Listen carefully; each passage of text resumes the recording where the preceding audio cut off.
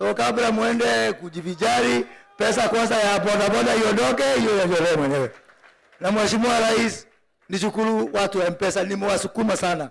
Miaka 9 tulipoanza huu mjadala with the late Bob Korimo, that our people, they may have the money or may not have the money, but let us do the remembering on their behalf. Hata kama wakisahau, tukumbuke.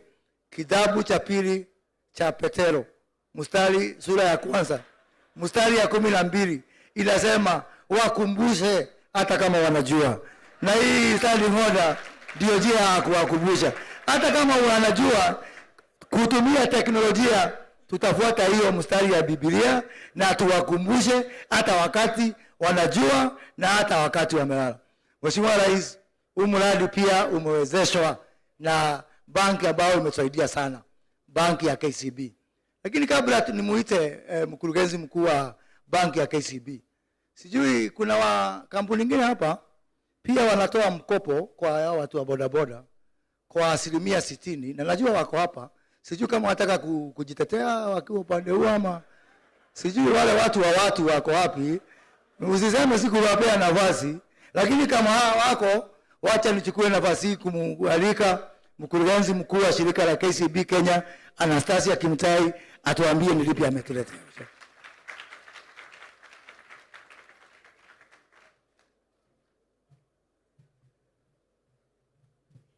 Your Excellency, Dr. William Samoei Ruto, President of the Republic of Kenya and Commander-in-Chief of the Defense Forces, all the Cabinet Secretaries present, Governor, Mombasa County, national and county government officials, project partners, ladies and gentlemen, Salam alaikum. Thank you so much, Your Excellency. It gives us a great honor as KCB Bank to partner with you, and more specifically, a local bank that believed in your vision, and we've worked together even when other people could not see the light. And our commitment this evening, Your Excellency, is that we will continue working together to transform the lives of the people at the bottom of the pyramid. Your Excellency, when you invited us to be on the table for fertilizer conversation, we came to the table, nobody believed. If you now go to the western part of the country, there is Bamba harvest. When you invited us for the ASLA fund, nobody believed. As KCB, we use our resources to enable that. Your Excellency, how about the G2G oil? We came to the table, and that's a clear demonstration that there is a bank that believes in your vision, and we will work together. Your Excellency, I know when I go back to the office, my colleagues will ask, really, at that cost? But I will allow you to announce that. But we are also committed to make sure that the borders who are going to seek credit, that we will make it affordable for them. Because we believe in our people and we believe in your vision. This initiative that you are launching this evening doesn't talk only about transport from one point to another, but talk about the climate that you really challenge all of us, and we are in it to work together. Finally, Your Excellency, through the KCB Foundation, we commit to skill our borders, our brothers and sisters, in terms of skills, so that we can ensure that as they ride these borders, it's safe and secure, because we only have one country, Kenya, and we need you to be alive so that collectively we can live together. Finally, Your Excellency, as we move forward, let us remember that the journey towards a greener future requires collective effort. Together, we can make a difference and create a sustainable world for the future generation. Thank you so much. God bless Kenya. God bless you all. Asanteni sana. Your Excellency, Madam Anastasia has talked about safety and security. Me, what I know best is how to give these people a border that is cheap, that is affordable, that they can charge. maneno ya safety I am not very good at. Lakini moto unaazimwa pahali umewaka. So nitamwalika sasa mwenye safety hiyo umesikia, waziri wa uchukuzi Kipchumba Murkomen akuja tuelezee hayo.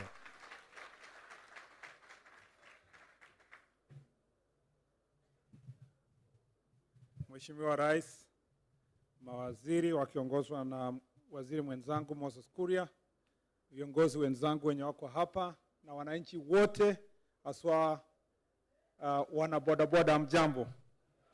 Amjambo tena. Mheshimiwa Rais, tuko hapa kwa hafla hii kusherekea ile tunasema hatua yenye tumefika tukipambana na ile janga ya climate change. Mheshimiwa Rais, wiki ujao wewe umepanga pamoja na marais wengine kutoka Afrika kwamba tutakuwa na mkutano mkubwa sana ya kuhamasisha watu na kuzungumzia mambo ya climate change. Njia moja ya kukabiliana na climate change ni kuhakikisha ya kwamba tuko na magari na bodaboda ambayo ni ya stima ama inatumia nguvu za umeme. Na ukiona ile kazi imefanyika hapa, ningependa kwanza kumpongeza ndugu yangu Moses Kuria na idara yake ya uwekezaji pamoja na wale wote wameshirikiana na idara hiyo kuhakikisha tumepata hizi pikipiki. Mheshimiwa Rais, wizara yetu ni ya bodaboda. In fact, at the bottom of the Ministry of Transport are bodaboda. Na tumekuwa wewe tumeshirikiana na wewe kwa hafla nyingi ya bodaboda tukitafutia njia ya bima, mambo yenye inahusiana na jinsi ambavyo tutaweza kuhakikisha kwamba kuna safety. Lakini zaidi ni kusema kwamba katika wizara yetu ni kufanya policy.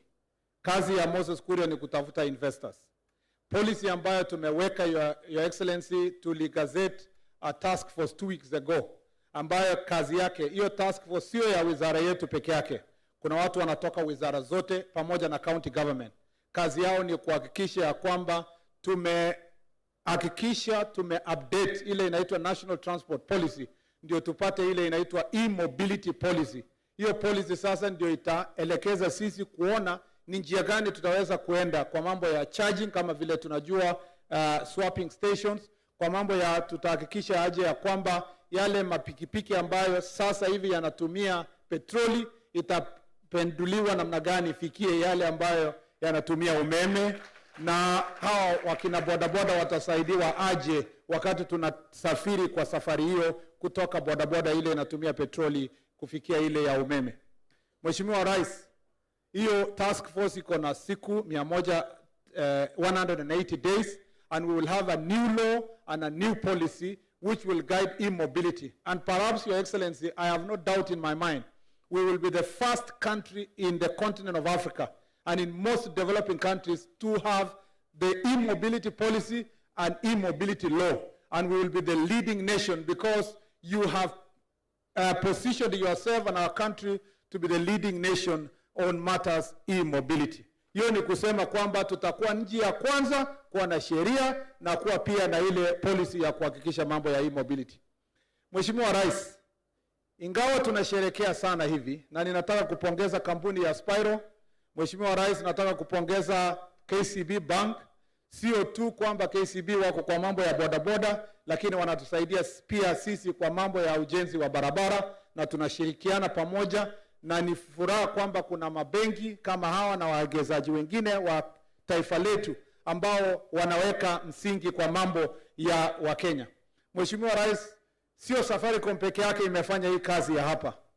Ningetaka kujulisha pia kwamba sisi na Safaricom tunafanya pamoja kusaidiana. Ile nilitangaza hivi majuzi kwamba tunataka dashboard cameras and vehicle telematics.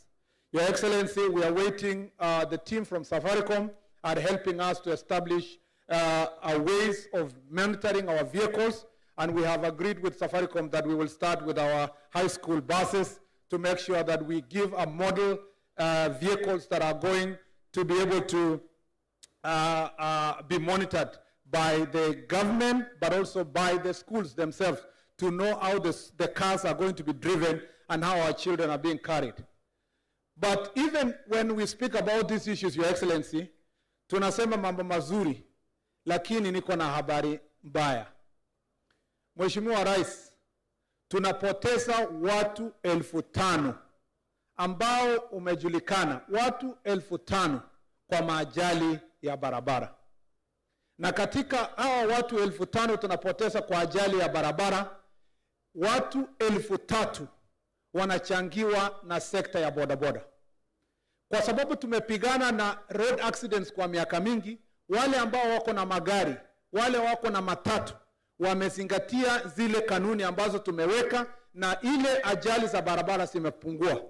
Lakini kwa sekta ya bodaboda, tunapoteza wanabodaboda kila mwaka 1,500.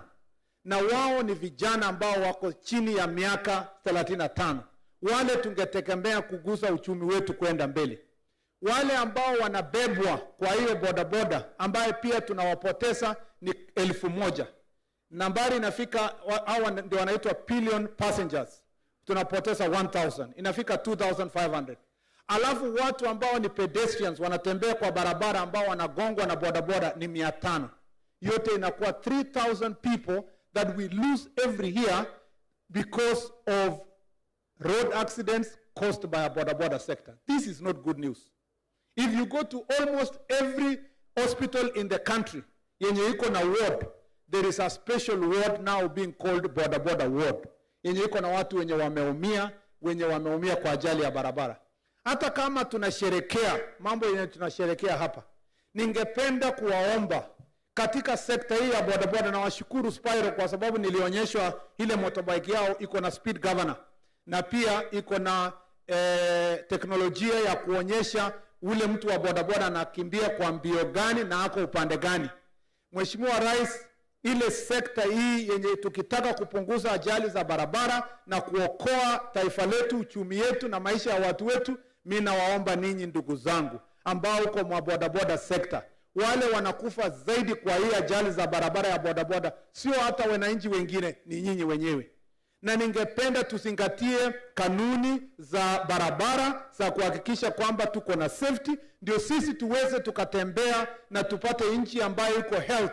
Tukicelebrate mambo ya bodaboda sector, tuna celebrate ile pesa inakuja kwa familia, sio ile pesa inaenda kuondoa familia nzima kutoka kwa ajali za barabara. Tunajua kwamba kuna wengi wako na maajali mbaya na inafanya mafamilia wauze kila kitu yenye wako nayo ili waweze wakatibu wagonjwa. I really feel this is a very terrible thing and I want all of us to join hands.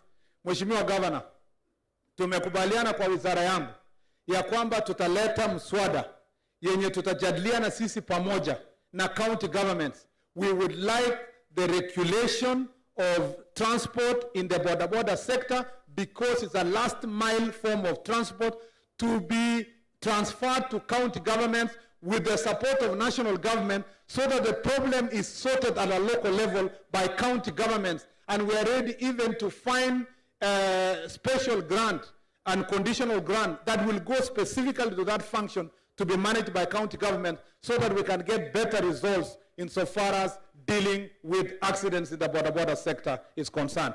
Hiyo ndio ujumbe wangu wa siku ya leo. Mbali na haya, nataka nishukuru ndugu yangu Waziri Moses Kuria. Ilifaa sana Mheshimiwa Rais mtu kuwa waziri ambaye ni mwanabiashara kama huyu Moses, na afuati sana kanuni za wizara, anafuata zaidi kanuni za biashara. Ndio unaona tunaweza kusonga mbele vile tunasonga. Nashukuru sana na Mungu awabariki. Asanteni sana. Mheshimiwa Rais, hapo kwa usalama niongeze kidogo niseme. Wale wezi wamezoea kunyang'anya wanabodaboda wetu bodaboda zao. Hizi za Rais William Ruto za stima, ukijaribu kuiba apige risala, jameni tunaizima tukiwa control room, unaichukua bodaboda yako unakuja, tunakwambia mambo ni mangapi?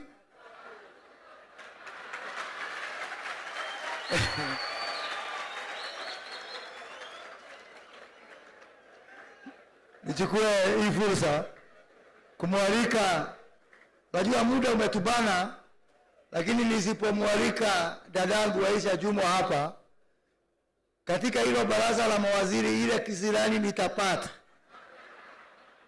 Waziri Aisha Jumwa, karibu.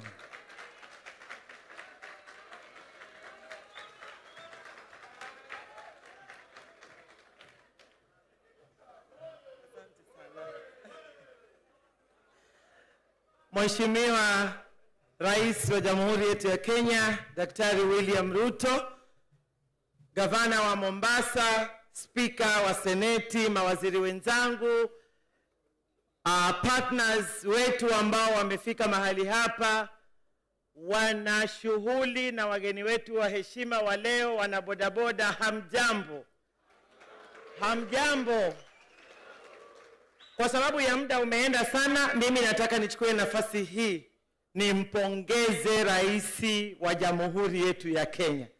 Na nimwambie rais wetu, usifanye kazi kutafuta kupewa sifa.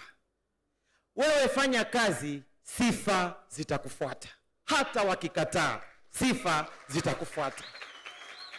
Nataka niseme leo ndio ile siku.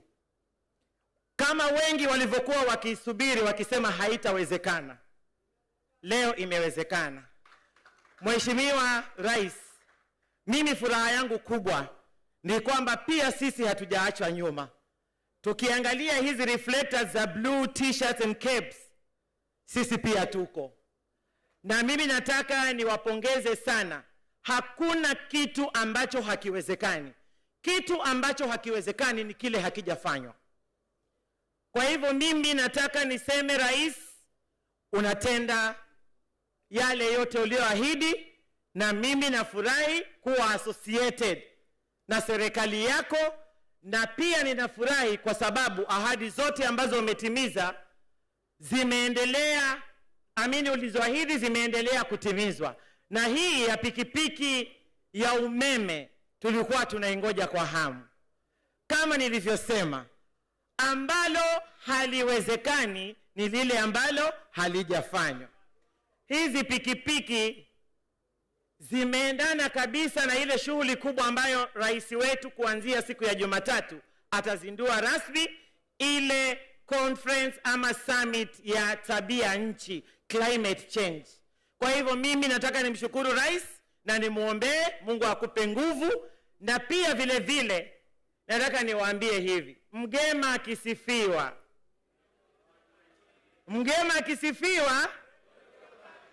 haya yanayofanywa hapa ni mazuri sana. Kwa hivyo mimi nataka sisi tuwe kielelezo katika jamii. Tuhakikisha ya kwamba hizi bodaboda zimeleta natija, zimeleta manufaa zaidi kuliko madhara. Asanteni sana.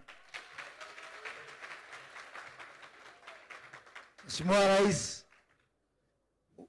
Murkomen upande moja, Aisha Jumwa upande mwingine, Moses Kuria upande mwingine.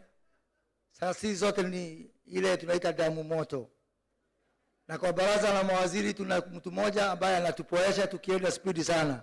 Waziri Salim Vuria, karibu sana.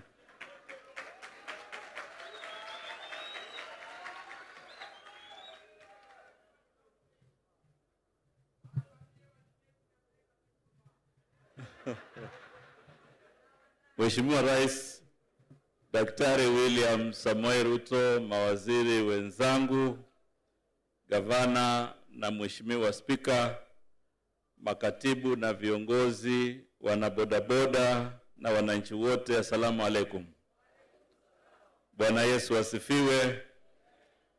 Mheshimiwa Rais, niruhusu tu kwa dakika moja niwasimamishe viongozi wa pwani wa tabaka zote, wale ma chairman, ma director, CASs, tafadhali tumsimame tuwatambue. Watu wetu wa chama, kila mtu asimame. Bas, hawa ndio viongozi ambao wamehudhuria kutoka hapa, wanabiashara hapa. Asanteni sana. Asanteni, tunaweza keti. Mheshimiwa Rais, kwanza mimi nataka kuchukua tu nafasi fupi kusema karibu Pwani na pongezi kwa hatua hii ya ubunifu kwa mambo ya bodaboda na sekta nyingi ambazo umeanzisha kwa muda mfupi. Wakati ulianzisha Hustler Fund, watu walifikiri pengine your magic ama uhodari wako uliishia hapo. Lakini kumbe mkoba bado ulikuwa na mambo mengi. Leo tarehe 1 mwezi wa 9 umetuonyesha maajabu ya bodaboda ya stima. Na tunajua katika programu yako ya maendeleo bado kuna mengi. Yetu sisi muhimu ni kukuunga mkono, kushirikiana na wewe ili kuweza kufanikisha kila jambo.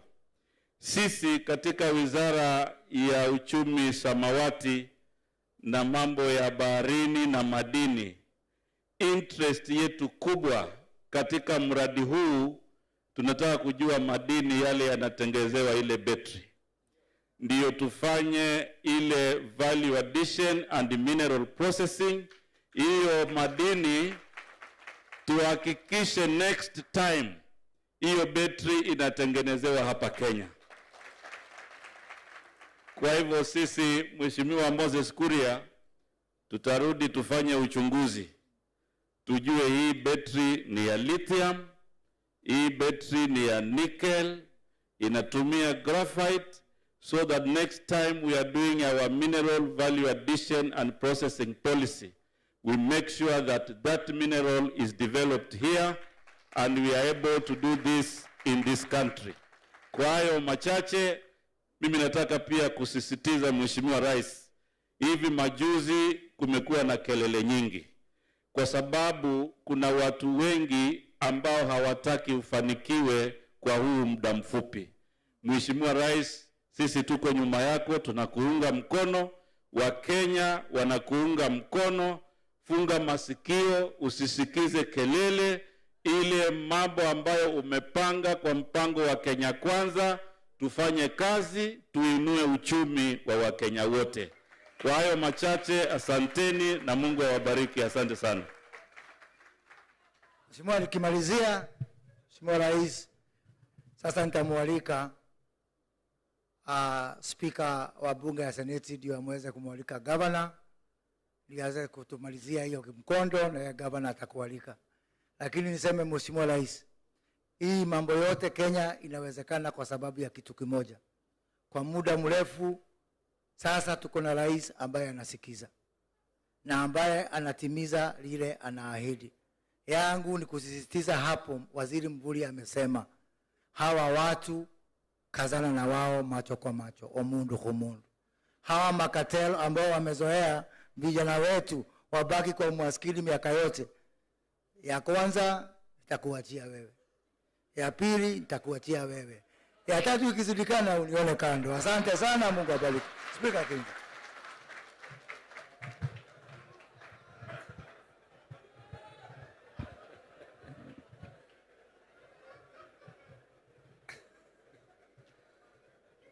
Rais wa Jamhuri ya Kenya Mheshimiwa Daktari William Ruto, viongozi wenzangu, washikadau wa hafla ya leo, hamjambo. Rais wetu baada ya kusikiliza wale wenzangu waliozungumza awali, kusema kweli mambo ni matatu. La kwanza, accessibility. La pili, affordability. Na la tatu, sustainability. Hao ndio ni matatu ambayo tunapata kutoka kwa mradi huu.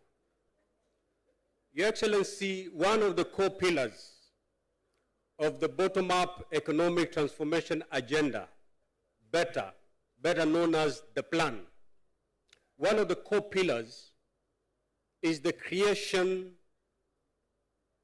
of the wealth around medium, small and micro enterprises. Na katika wavu hilo ndio tutapata hawa vijana wetu.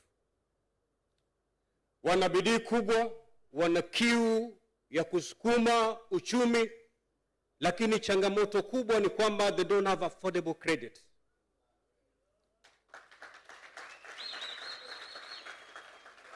Today with KCB, they can be able to afford this machine. They are unable to access any credit facility. Walikuwa wakienda kwa banks wanaangalia kwa macho ambayo si ya huruma. They would end up in Shylocks. Na sisi tunajua riba ya Shylocks iko aina gani. But today, these young men and women can access credit thanks to KCB. Your Excellency, one of the things that we were discussing with Shangazi, my aunt, Asha, pale tulikuwa nje, is how sustainable is this project. Na baada ya wale wenye kampuni kutueleza vile vigezo ambavyo ameweka, ni kwamba this particular product is sustainable and it take them from today many years down the line. And therefore, vile vitu vitatu, accessibility, tick, affordability, tick, sustainability, tick. Your Excellency, we can only thank you. And I want to assure you, nikimalizia, these young men and women, they're aware and they know one American singer, very famous artist in America, anaitwa Drake. Si mnamjua? Drake aliimba nyimbo moja inasema kwamba we started from the bottom, now we are here. I can assure you, Your Excellency, at the end of your presidency, in fact not by the end of your presidency, in the course of your presidency, these young men and women will be singing that song. Because of this kind of intervention. May God bless you. Na mchukue ile wosia Waziri Murkomen amewapatia. Mutafika mbali. Kwa hiyo mengo machache, Mwenyezi Mungu atubariki. Governor, karibu.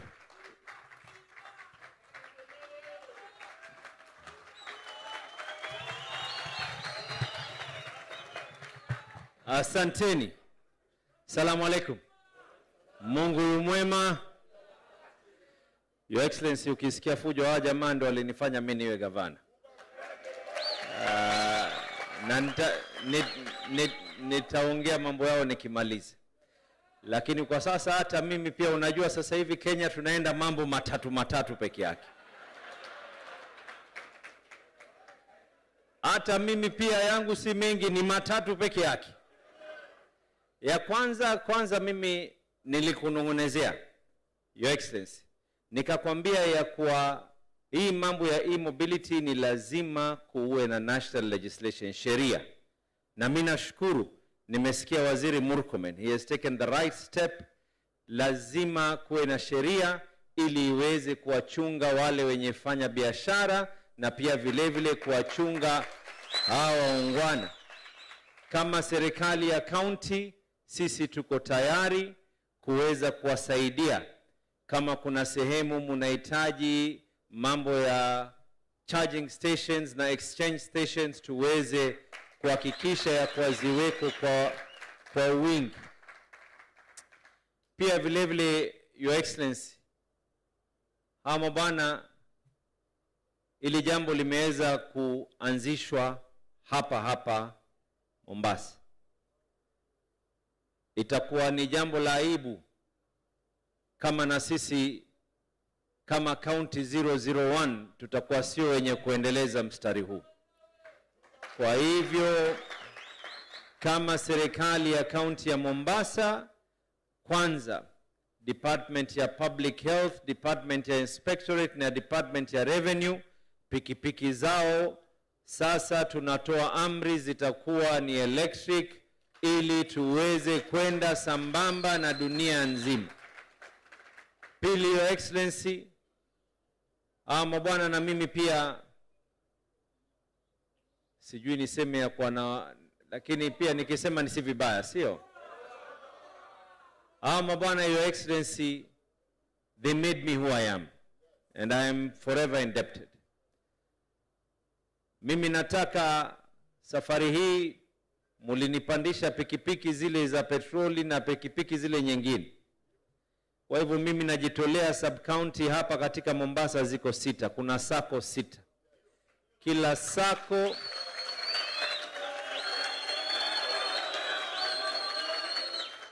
sako, Your Excellency, tunapeana pikipiki hizi za electric 2 waweze kujianzisha. Nadhani nimefika 3, sio? Ni ukiongezea hapo itakuwa nimezidi hata rais. Kwa hivyo mimi, Your Excellency, ni kutoa shukrani za dhati.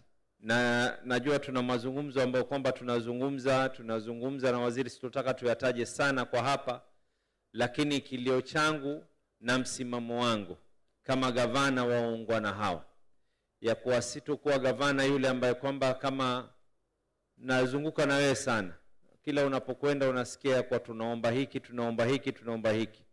Mimi nitakuwa ni gavana ambaye kwamba nataka kuacha rasilimali ya wana Mombasa iweze kuwafaa watu wa Mombasa. Kile tutaomba, tuombe tuweze kusimama kwa miguu yetu, tutambae, tusimame, na mimi nina imani, Your Excellency, yale mazungumzo tutaka tuyazungumze kwa sasa, lakini iko siku uwanja huu, Your Excellency, hapa mimi niliapishwa hapa na mabwana walikuja kwa wingi katika kiapo changu. Panapo majaliwa, ikifika mwaka 2027, panapo majaliwa, ya Mungu ni mingi, na nikisema ya Mungu ni mingi kuna na afya na uhai, lakini kama kura niko nazo, tutarejea hapa kuweza kuapishwa tena. Lakini mimi nataka baada ya miaka 10, Your Excellency, niwaachie watu wa Mombasa rasilimali yenye kung'arang'ara. Asanteni sana na mubarikiwe. Thank you very much, Your Excellency. And now, Your Excellency, I take the opportunity and pleasure to invite you kuweza kuzungumza na wana Mombasa na Wakenya kwa jumla. Na kila siku kuna mpya, sijui leo itakuwa gani. Thank you very much. Asanteni sana, tafadhali tunaweza kuketi chini.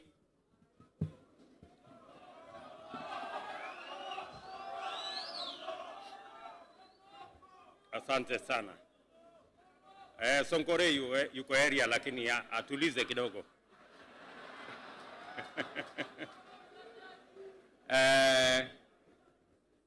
Ndugu viongozi wote wenzangu, watu wa Mombasa, wangwana wa boda, hamjambo. Ni furaha yangu kubwa sana kurudi hapa tena Mombasa. Mnajua mambo ni mangapi? Between the 4th and the 6th of September 2023, our country will have the honor of co-hosting the Africa Climate Summit with the Africa Union Secretariat at our capital in Nairobi. During this event, African and international leadership will gather to engage in robust deliberations with a view to making significant progress in formulating just, effective, and inclusive policies to combat climate change, thereby averting a global warming apocalypse.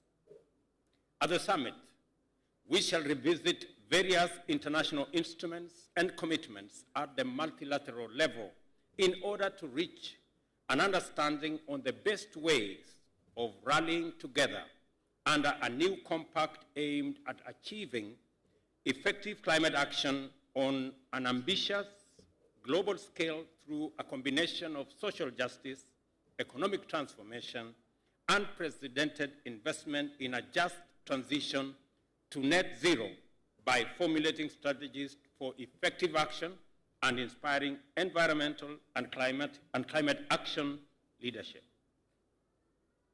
Without a doubt, the time has come for Africa to add a firm, clear voice to the global climate change discourse and to provide leadership in effective climate action, as well as a new clean, green industrial revolution which delivers sustained economic transformation and shared prosperity for humanity, while facilitating the rehabilitation, recovery, resurgence, and resilience of the Earth's capacity to sustain life in its fullest diversity.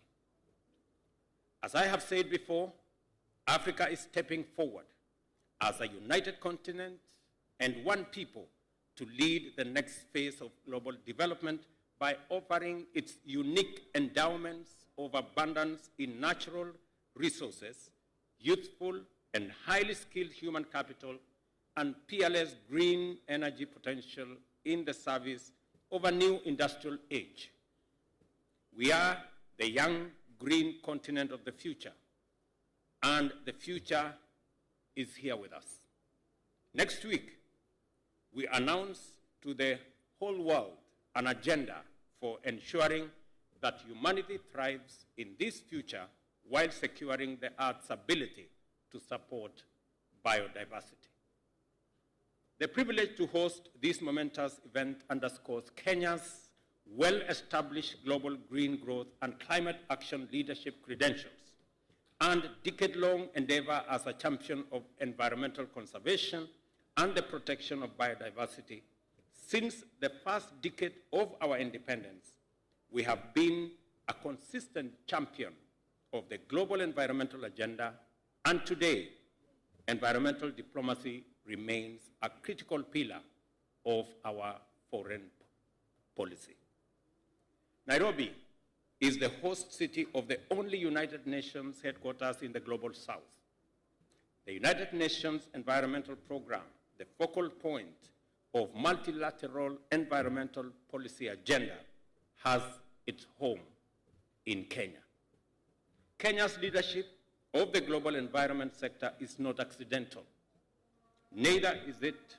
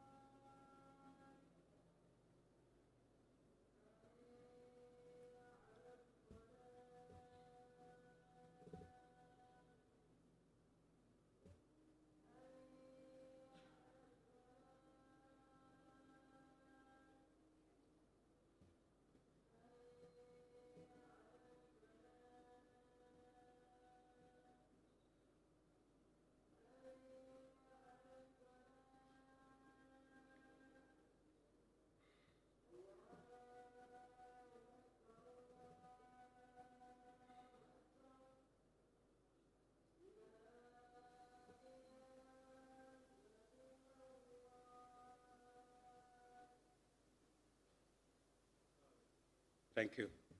Let me take that again. Kenya's leadership of the global environmental sector is not accidental. Neither is it restricted to the international arena.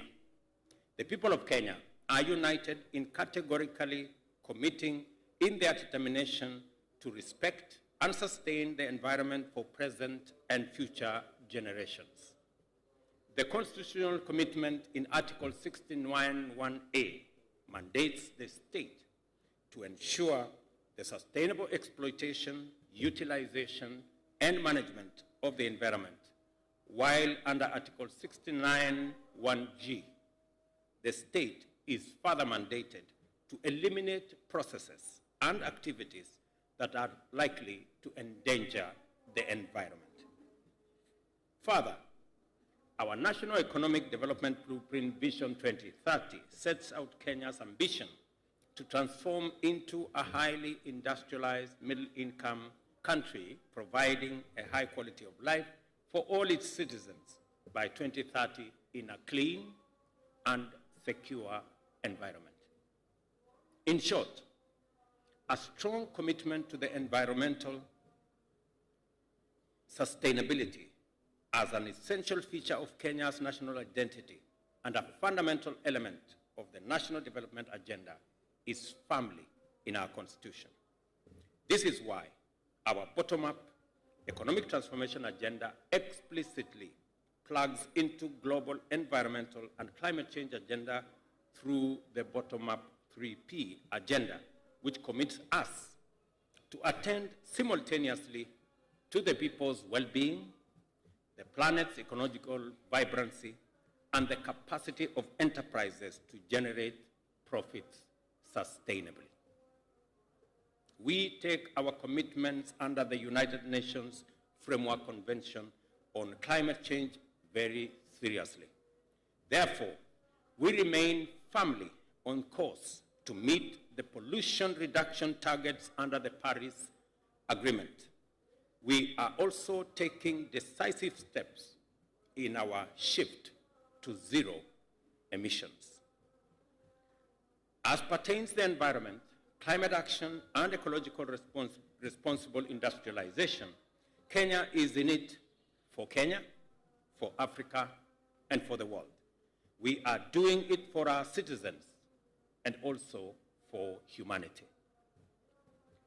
For this reason, we have designed and designated a Ministry for Environment and Climate Change to undertake the National Climate Action Plan in order to facilitate the achievement of our national environmental, biodiversity, and climate change imperatives, including under our nationally determined contributions. We are committed to enhancing our climate action by adopting low-carbon and efficient transportation systems through the application of innovations, including clean, efficient, and sustainable energy technologies.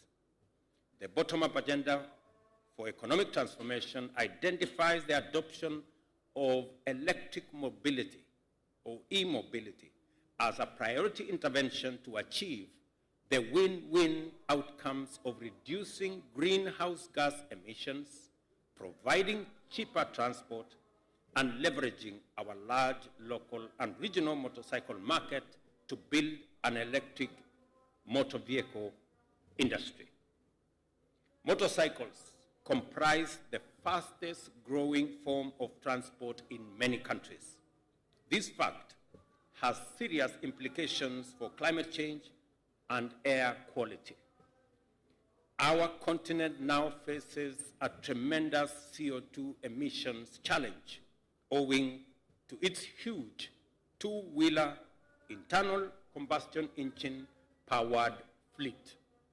In many African countries, the air has a particle percentage that is well above the WHO recommendations. Aging fleets and unsustainable technologies are to blame for this big hazard. Here in Kenya, 2- and 3-wheeler vehicles comprise the largest share of our national fleet at 67%.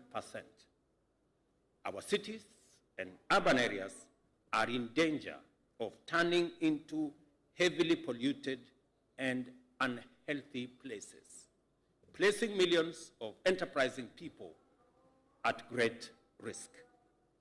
It has been clear for some time now that something must be done about this. And today, we are doing it. I repeat, today, we are doing something about it. The adoption of electric mobility is a high priority intervention to address the challenges of pollution, adverse health effects, and fuel costs, which raise the cost of living. Successful transition of e-mobility requires a fundamental reconfiguration of our transportation systems through electrification and the provision of every necessary service and infrastructures throughout the ecosystem. Fortunately, Kenya is well ahead in laying down the foundations of this shift. We are a global leader in the production of clean, green energy. Over 90% of the power in our national grid is generated from renewable sources, and there remains potential to produce much more in the future through wind, solar, and geothermal generation, taking our generation to 100% by 2030. In order to achieve these intended aims, transition to e-mobility therefore calls for intensive investment, which is best undertaken by the private sector. Accordingly, through the bottom-up economic transformation agenda, we have developed a compelling package of incentives to attract serious investors in e-mobility to stake their capital on opportunities in our green growth plan. The effort is bearing fruit. The commitment that I see here today speaks to the success of the package of incentives that we have put together. The big debate that informed the finance bill that is now the Finance Act, among the packages in that bill was a whole incentive package around e-mobility. We removed taxes on components that would help us put together motor vehicles that use